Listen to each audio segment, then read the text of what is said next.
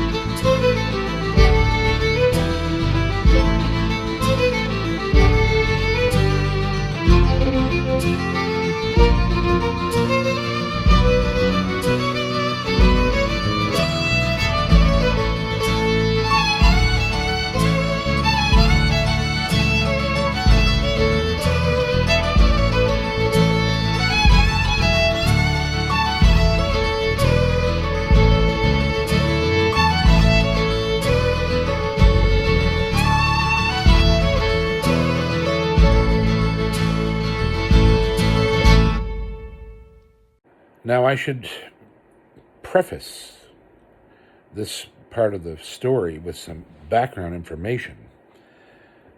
And there's going to be a lot of this in this series because, number one, I spent years and years developing what would become J.P. Cormier. I had spent those years as John and John Paul, and J.P. Cormier didn't exist until about 1996 is when John Paul was laid to rest and this new solo artist was born. And there was a lot of people involved in that. And some of them require a great deal of thanks.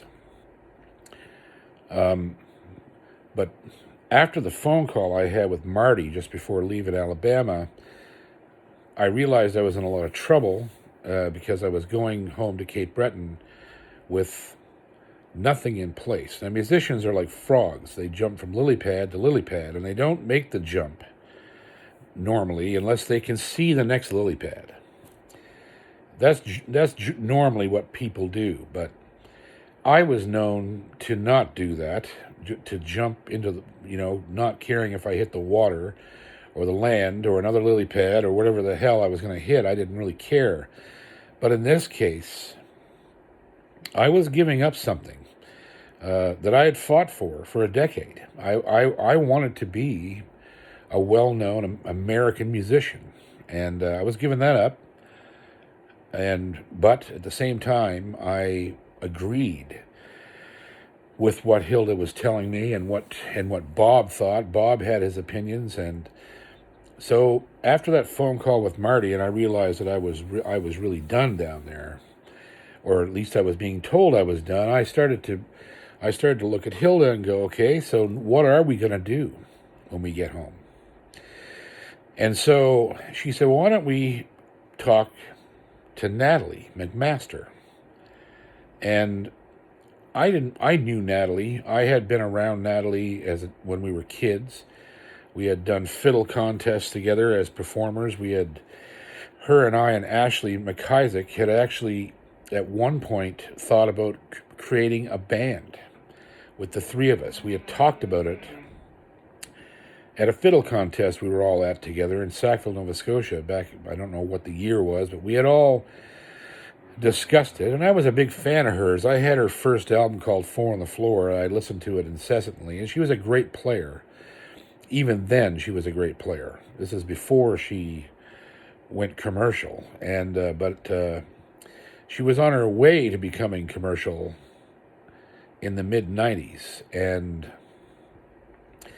so Hilda said, let's talk to her. So how do we get a hold of her? Well, I could call Minnie and Alec, her parents, or I could call. So we called around some people. We ran up a hell of a phone bill down there with Bell South before we left, and finally ended up talking to her manager at the time, which happened to be a gentleman named John Muir. And John Muir was the manager of a very famous theater in Pictou County here in Nova Scotia called the DeCoste Center. He also managed her, and he was a British gentleman. He smoked a pipe. He was a very proper kind of, and he was a beautiful man, and still is to this day. He's still one of my oldest friends now. And so I spoke to him on the phone, and I said, I know you don't know me, and you don't know anything about me, but I'm married to Hilda Chasson. And he said, well, I definitely know her. I said, well, and I told him the whole story about what was going on, where we were, and we were going to come home. And I said, is there anything that you could possibly do for us? And he said, well, send me some music. So this is where all those recordings out of North Carolina came in handy. I had 4 of them by this time. I had the first one called The Gift, and then after that was When January Comes, Return to the Cape with Hilda, and then one called Lord of the Dance, which was a bluegrass gospel album. So I sent all 4 of these recordings up to him, and in the mail as fast as I could get them there. And he couldn't do anything for us, but he fell in love with my music, I think, and he basically just told us, if there's anything I can do for you, just let me know. But off the top of my head, there's really nothing I can think of to be done, until you get here, and you're going to have to come here and do whatever it is you're going to do, right? So that was my first contact in the music industry of Nova Scotia, which was a very pleasant one, and a powerful friendship that developed for over decades that I still have to this day. And I was about to run into quite a few of those in the very early days of this. So we landed at home for good. I think that we unloaded the U-Haul into her mom and dad's place, Hilda's mom and dad's place, and we kind of set up shop there. And because we had nowhere else to go, we didn't have very much money, so there was not much chance in getting our own place or anything. And so there we were, and we just sort of, I'm not even sure if we had a plan, but I've always been the same way my whole life. When I look at the road in front of me, I make a decision about what is going to be done, and then I just do it, and I don't care what the consequences are, really. Because I'm trying to get to that goal, and I ignore a lot of things on either side of me when I get this tunnel vision about what I'm trying to do. And that's a trait of a successful person, but if you mix it with the wrong, personality, which I have, the wrong personality for that kind of tunnel vision, it can do as much damage as good, I think. And so I remember, we got home, it was beautiful, summer, like that first summer, running around Cape Breton was going to be incredible. We're getting the last, 3 or 4 good months of summer in Cape Breton. And I remember, we got home, unloaded the trailer, and I had to take the U-Haul down to Halifax to return it. And we had gotten it in Mobile, Alabama, on a one-way rental, and of course it had to be returned. So, and we were a bit worried because there was some damage to the hitch, which wasn't our fault. It actually, the one of the chains on the hitch had actually broken. Their equipment had broken. So we were wondering, like, are we going to have to pay for this, blah, blah, blah. So I said, well, I'll take the trailer down and return it. And she didn't want to go with me. I don't know why. Can't remember, but she was like that a lot of the times, just let me go off on my own. And so I said, see you later. And I remember I put on a black pair of jeans and an old blue jean shirt, jumped in the Oldsmobile with this rattle-ass trailer on the back, and made the 5-hour drive from Shetty Camp all the way down to Halifax. It was a brutal, long drive on mostly 2-lane roads until you got to Truro. Everything was 2-lane back then. And so get to Halifax, all the way down to Dartmouth, and I find the U-Haul place, and I pull in there, and as I'm getting out of the car,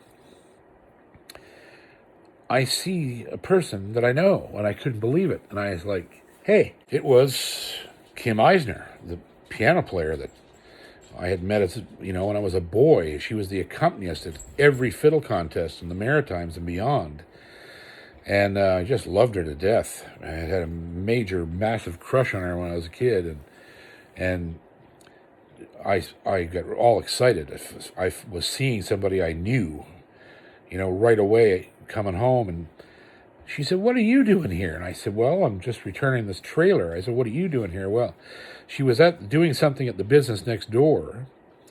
And I said, why are you in town? Because I knew she lived out in the country, out near Elmsdale, which was a good 40 minutes out of Halifax. And I said, why are you in town? And she said, well, tonight is the Maritime Old Time Fiddle Contest, which was the largest fiddle contest in the province, in the region. When you won that contest, you were invited to the Grand Masters of Canada, the National Grand Masters. And I had never won it. I had been in it several times, but never managed to do well in it. And for some unknown reason, I don't even know why, I had my fiddle was in the car. I don't think I took it out of the car when we unpacked, and I looked in the window of the Oldsmobile, the back window, and I saw the case sitting there. And I looked at Kim. I said, do you think I could get in? And she said, of course you can get in. There's always room for more contestants. So I said, you know what? I'm going to go over. And it was, so I dropped off this trailer, got in the car, drove 5 minutes up the hill into this huge high school complex where the thing was done. This contest was being held. They have a beautiful theater there, and it was televised by CBC and all. And, I mean, it was a big deal. It was a yearly event. The players were incredible. The guest artists were incredible every year, and it was always on television. And so here I come. I walk in this place, and I entered the contest as John Paul Cormier, and Ivan Hicks was there. Ivan Hicks was the host, He's a great fiddler from Sussex, New Brunswick, who's still playing. He's 81 years old, I think, now. He still plays all the time, him and his wife, Vivian. And I was just surrounded by heroes again in the old-time fiddle world, you know.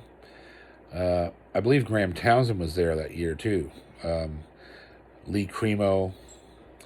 There was just so many great fiddlers there. And now I'm going to tell you something.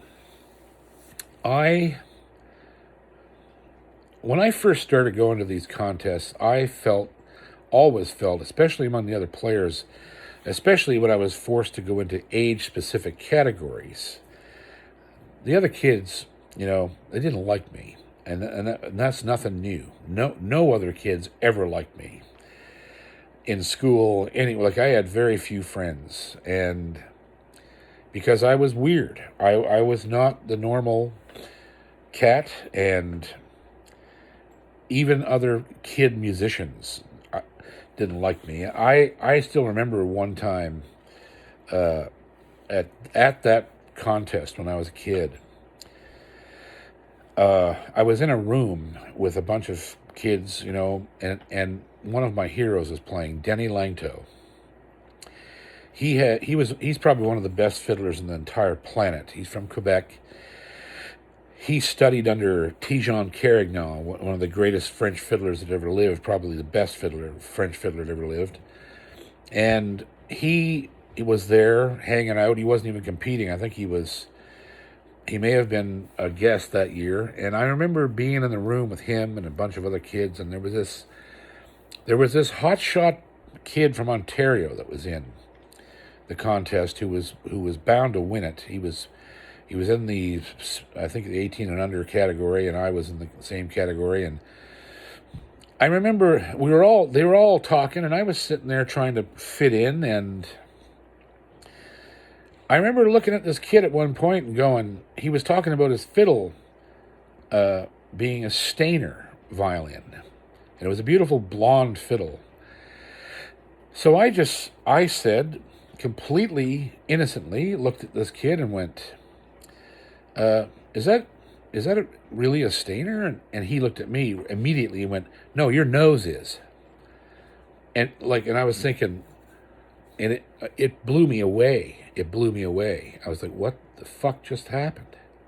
Why did he do that?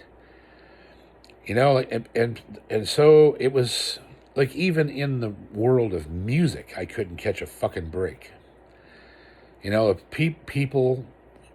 some people instantly disliked me, and I have no idea why. I had no interaction with them prior. And, you know, even in the music world, the people my own age were still bullying me, and still just treating me like shit, like I didn't matter. And I'd go into these contests, and I won tons of them when I was a kid, but I never felt that I belonged there, ever. And so here I was coming back after this tenure in the United States, where I had learned a lot about playing the fiddle. I was a different player altogether. I had, you know, the Mark O'Connor syrupy vibrato. I was playing a fiddle that was not expensive, but it was deep-throated and had massive tone and volume. And I was composing tunes that were absolutely insane in the flat keys, and, you know, I was another fiddler. I was not the same guy that had been there 3 or 4 years earlier as a teenager. I was 24 years old, or 25 years old, I think. It was 25, yeah. And I had been out of that scene probably since, 6-7 years. And so here I come in this contest, and I stayed to myself. Of course, I hung around with Kim because I knew her. I was able to talk to some other people around there that I knew, and I was very quiet, and I stayed off to myself, and I didn't really practice before going on. I didn't need to. I was playing all the time, so it was not the same thing, and it reminds me,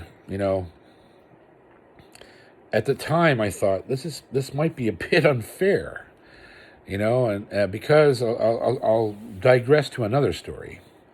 I entered many contests in the United States when I was down there, including the guitar competition at Merle Fest and just all kinds of fiddlers conventions, and I won shit tons of first place ribbons. And I remember going to a contest up in the middle of Alabama somewhere, me and a couple of my buddies, and I get up on stage and I just, I mean, there was some fair players there, but there was nobody like me. It just wasn't that type of contest. And I get up on stage and I just absolutely fucking buried these guys, just destroyed them.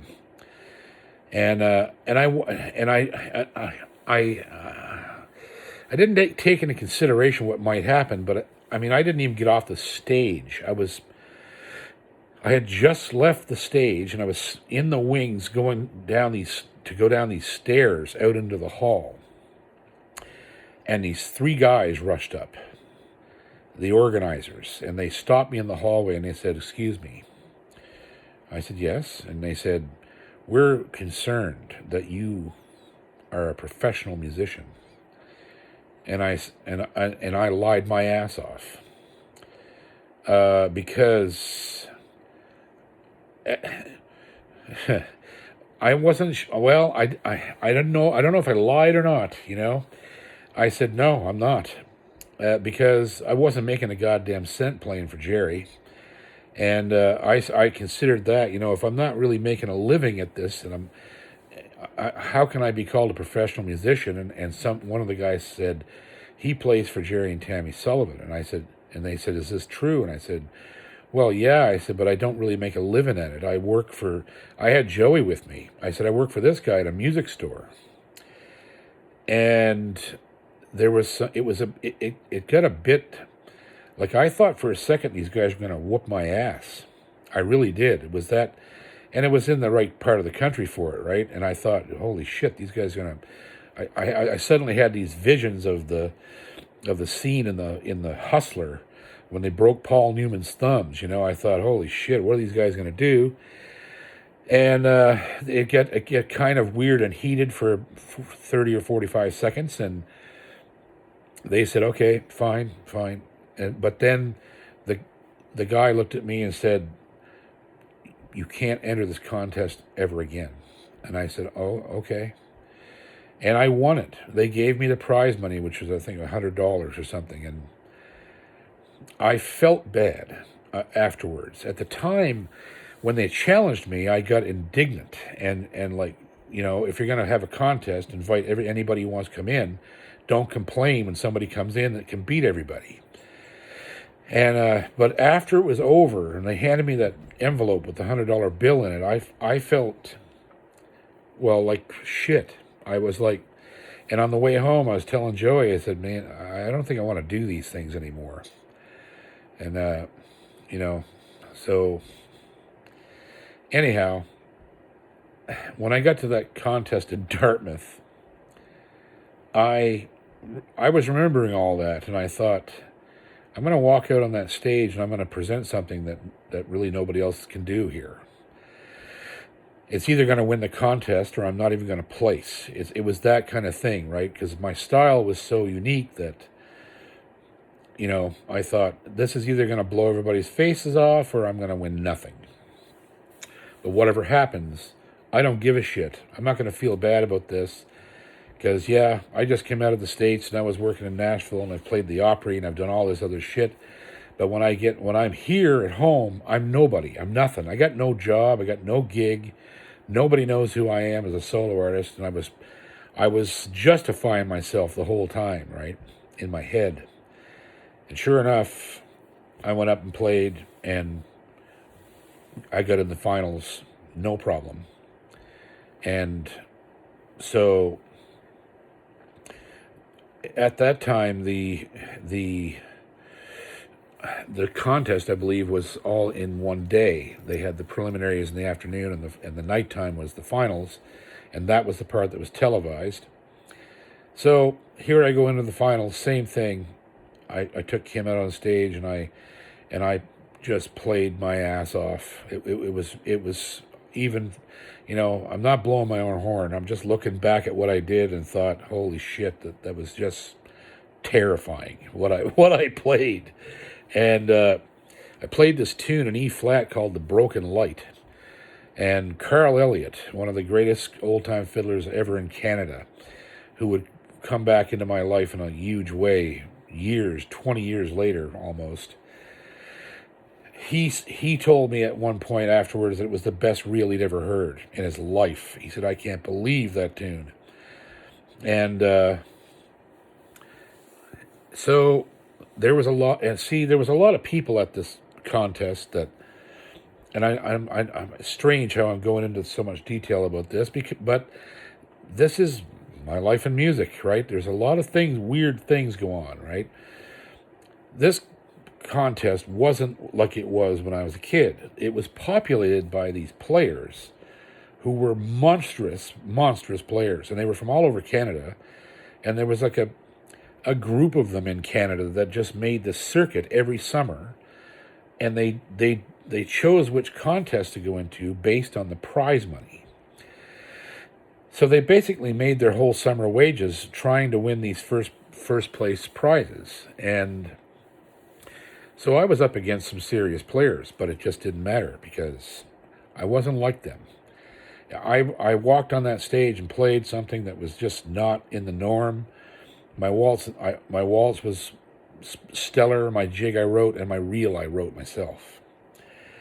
So, sure enough, at the end of the night, I won the open class. The first time I'd ever been in it. This is not only did I win the open class, I won the trophies for the best waltz and the best reel, and this thing called the Don Messer Trophy, which was for having the most points of any player in the contest over the 2 rounds. So I walked out of there with well over $600. And, I mean, the video of me playing and winning is still on YouTube to this day. And I'm up there, with my beard and my long hair flowing down and my old ratty blue jean shirt, because it's all I had on it's what was on my back when I decided to go into the contest. So it was the first money I earned in Canada after returning home. And it gave me a lot of hope. I thought, okay, so maybe the things that I learned in the United States were valuable. All that study and all that playing and all that bullshit I went through, I just made it pay off right now. It just made me over $600 in prize money, 4 trophies from one contest. And, yeah, I mean, it was an eye-opener, for sure. So I went back to Shetty Camp with all this money. Hilda was, I don't know, a bit nonplussed, I guess. I don't know. There was a lot of things going on with her that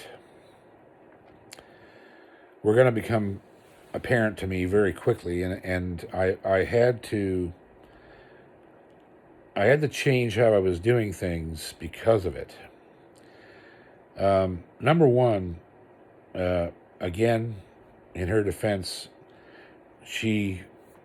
her upbringing and the way that she had designed her own career was not a good mix with, throwing into my career. She had been autonomous and independent and at the top of her game since she was 16 years old and recorded Master Cape Breton Fiddler with Jerry Holland. She was known far and wide as one of the world's greatest accompanists. And she was 31 years old. I was 25. She was 6 years older than me. She'd already lived a whole life. She'd been 15 years in this world where she was the first call for records. She was the first call for, touring the world, playing all over the world. Washington State, New York, Boston, Scotland, Ireland, France, all over Canada. She had already done everything, right? And so here I come, and she's married to me, and now it looks like so two things are occurring. Number one, this autonomy that she's established over her lifetime made her stagnant, and it happens to the best of us. She was slow to move, slow to make decisions. She didn't want to do things, didn't want to take any chances. She didn't want to do anything that was foreign. She was out of her comfort zone. With almost any suggestion I would make or anybody would make that would be outside the norm of what she already had done, she got through her life doing as little as possible, right? And now, mind you, her little as possible was, becoming a friggin' legend in the music business. But at the same time, here I was coming into the situation, and I was a mover extraordinaire. I took chances every 5 minutes. And so, and all of a sudden, not right away, but it's going to come into play pretty soon. She's no longer the headliner. She's working for me, or with me, or whatever you want to call it. I would have preferred to say with, but she, because of the way that she'd run her whole life, she wasn't working with me. She was working for me. And I always thought that was a mistake and a bad way to look at things, but it wasn't going to bite us right yet. But so I get home with this money, and it's like, okay, Jesus, I can actually make money. There's a chance that we can do this. And so we spent the bulk of that summer, the rest of that summer and that winter, doing square dances. I was getting work here and there in recording studios. I remember a guy in Shettycamp named Raymond DeVoe. He was a really good guy. He owned a crane service. He wanted to make a bluegrass album. He was a popular local singer, and I loved that guy. He was a good guy. And so he was making a record, and so they had just bought a set of Roland hard drive multi-track recorders, and they put them in this local radio station in Shettycamp, CKJM. And so they had this little studio, this little, not ratty, but they just had no experience. None of us did. It was a new technology.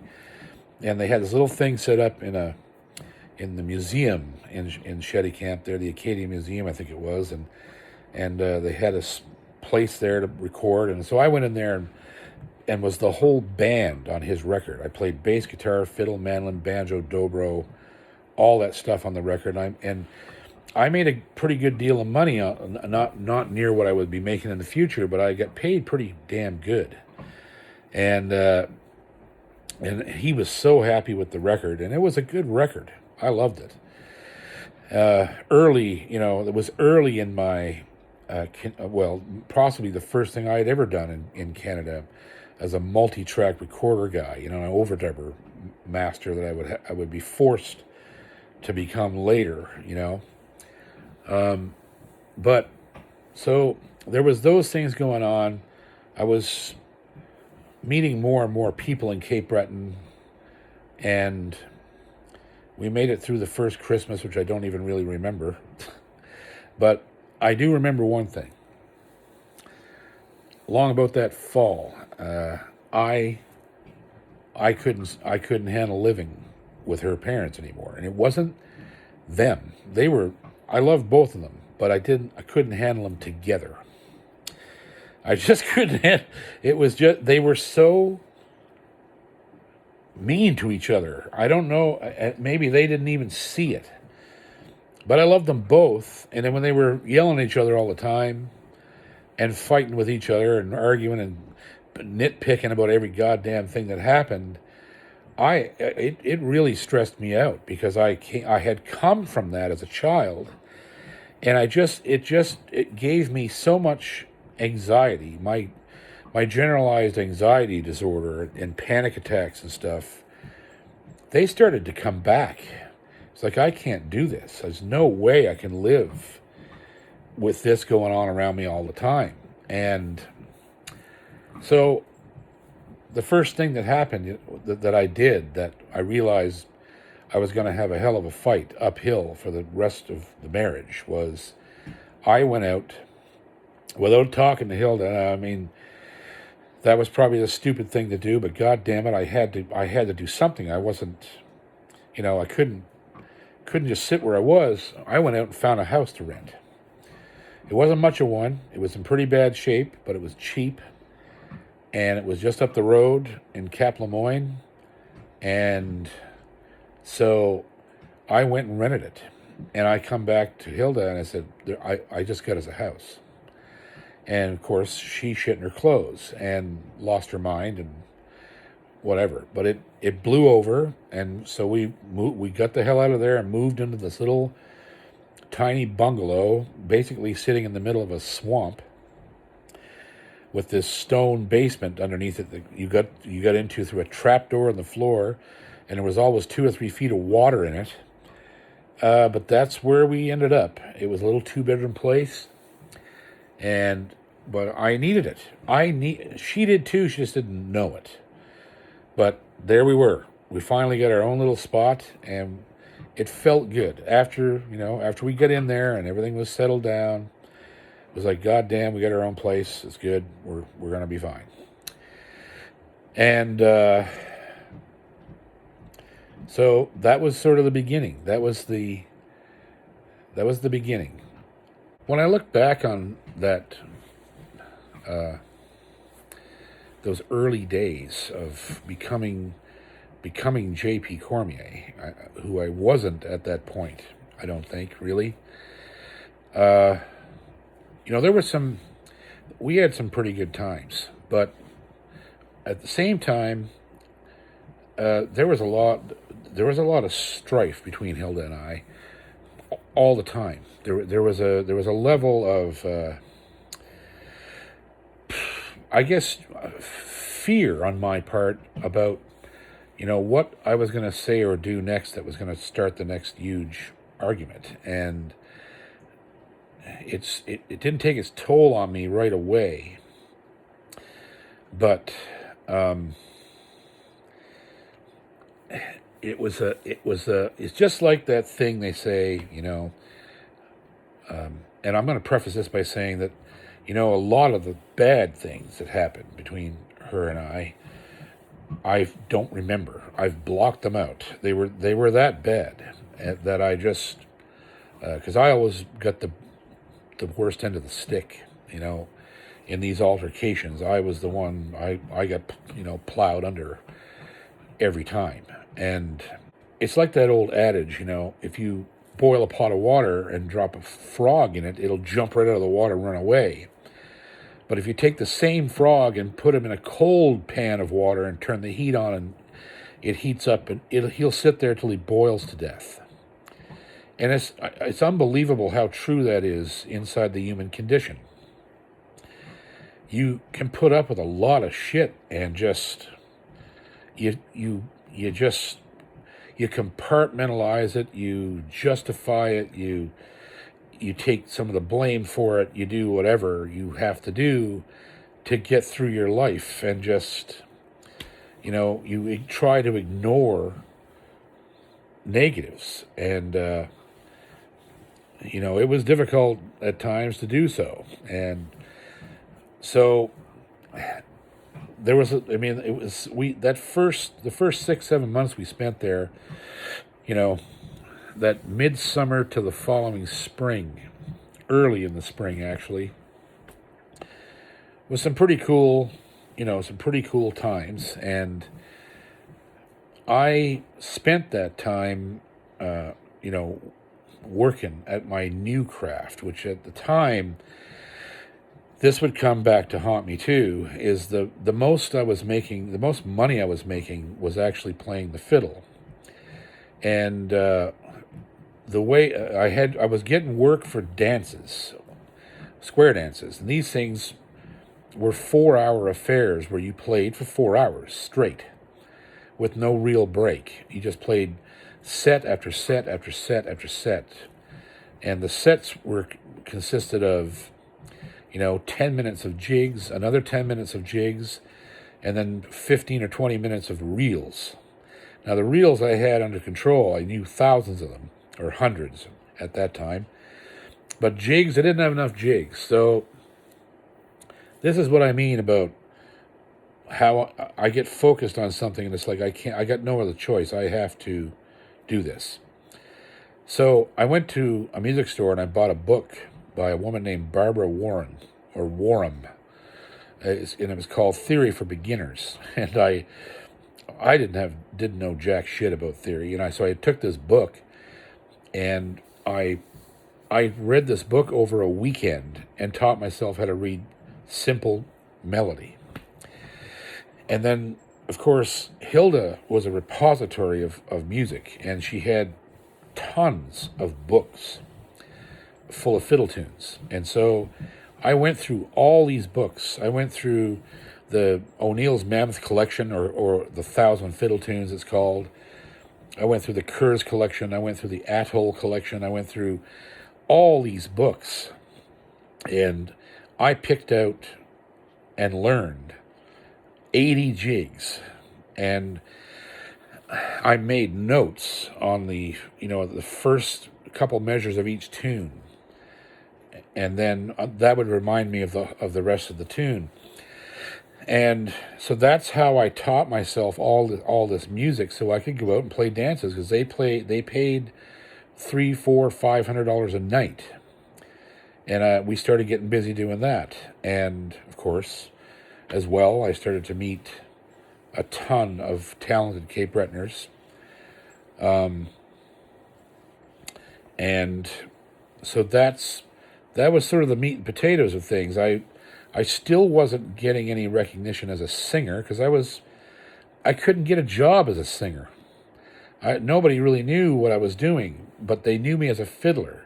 And at that time, and from 94 till probably 98 or 99, I was a really good fiddler. I'm nowhere near that good now, because I just stopped practicing, because the fiddle, well, you're going to find out in a couple of episodes from now, maybe the next one, why I sort of drifted away from the fiddle. Well, actually, the reasons for that are spread out over decades, or, years at least.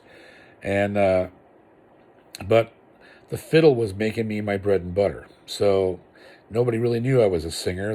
But they also knew, one of the things that they knew that attracted a ton of attention for me as well, because it was so different, was my guitar playing. I played fiddle tunes on guitar like my hero, Dave McIsaac and John Allen Cameron, but it was different because I had a bluegrass background, and I played cleaner and fatter and louder, and all these tools that I had learned in the American tradition. When I translated them over to our music here, it created this hybrid that to this day is still, I guess, a valuable commodity for me, because I only got better at it as I went, because the tools kept building up. I was taking the American music and playing the Cape Breton tunes, and then I'd learn more tunes, and I'd learn harder tunes. And so my guitar playing was another thing that like the next step, the next rung on the ladder. So I was a fiddler, and hey, this guy's also a wicked guitar player. And I would often get asked to accompany fiddlers. I was asked to play sets of instrumental music on the guitar. And so, but in those days, I wasn't allowed to be just a guitar player, which is what in my heart was what I really wanted. I love the fiddle. I love the fiddle. But as I would find out, and as you'll find out from me telling this story, I began to resent the violin and the whole fiddle piano thing because it's so one-dimensional. And I was never a one-dimensional musician. I wanted to do everything and do it well. And so I was forced to concentrate on this fiddle world.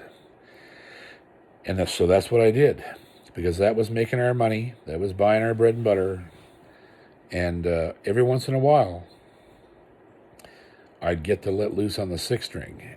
And that was I still remember how it felt to pull the guitar out and in front of an audience up there at Cape Breton and do that. And it felt so good to just rip into a set of tunes, and it wasn't the norm.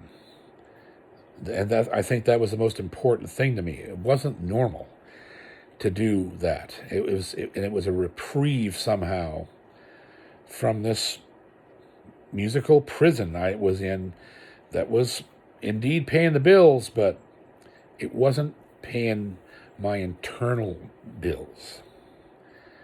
And so the guitar, even then, was a savior for me, musically, psychologically, emotionally, as it had been my whole life, and still is to this day.